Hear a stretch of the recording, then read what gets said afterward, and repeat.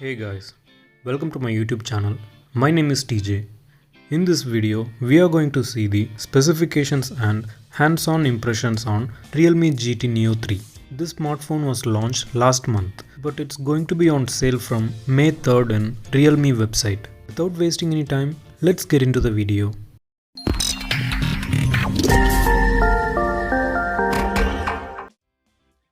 This smartphone comes with a dual 5G SIM support. Nano SIM has to be used. Speaking about the exterior, this phone has a great build. The phone weighs 188 grams and the dimensions are given in the picture.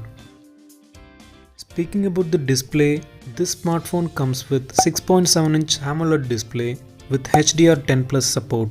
It offers a refresh rate of 120Hz, comes with a screen resolution of 1080x2412. The screen ratio is 20:9, pixel density is 394, and this display is protected by Corning Gorilla Glass 5.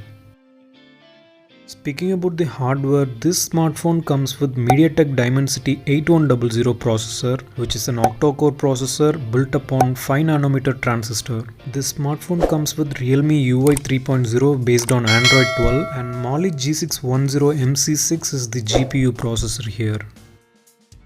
Coming to the memory, this phone has two variants of ROM which are 128GB and 256GB variants, and likewise it has two RAM variants also. They are 6GB and 8GB variants. The storage type is UFS 3.1 which is the advanced, and there is no card slot.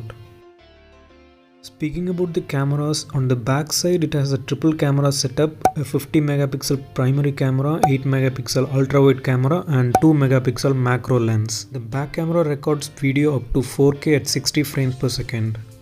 Coming to the front camera, here is a single camera setup which is of 16 megapixel. Video recording is allowed up to 1080p at 30 frames per second. Other features like panorama and HDR are also there.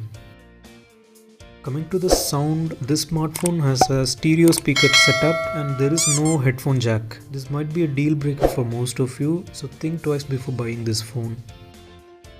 This phone comes with a dual band Wi-Fi, Bluetooth 5.3, supports USB Type-C 2.0.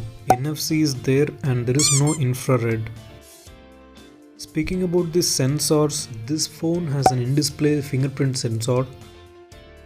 Coming to the battery, there are two variants of phones available. One with 5000 mAh battery with 80 watts fast charging, which gets fully charged in 32 minutes, and the another variant is 4500 mAh with 150 watts fast charging, which gets fully charged in 10 minutes. Coming to the pricing, the 80 watts variant is priced at 37,000 rupees and the price of the 150 watts variant is 43,000.